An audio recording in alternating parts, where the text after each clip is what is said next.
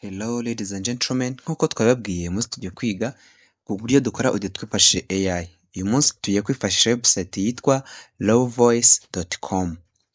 Nk'uko nabibabwiye mbere na mbere tugomba kubanza kwifashisha AI kugira ngo tumenye content tugiye gukora ndetse na audio turi bwifashishe.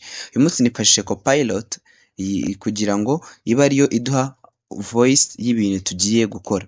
Ubwo rero murumva urajya muri Copilot cyangwa indi AI ikoresha usearching audio ugiye gukora neza uyikopiye uza hano kuri Low Voice, nurangiza Low Voice ngiyi niko dashboard yayo bisa. Icyo ukora wowe urajya hano ku dashboard ugakora login, warangiza dore ngiyi iyo ni account yanjye then na credit mfitemo. So cyo ugomba gukora kuba ari ugufata ya magambo wakuye kuri ya AI hanyuma ukaza ukapestingamo hano, warangiza ugakanda kuri generate.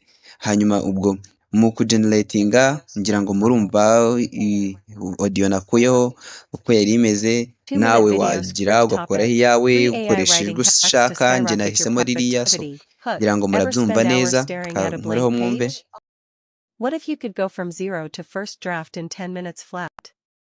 Today, I'll show you 3 AI writing hacks that turn writer's block into writer's flow.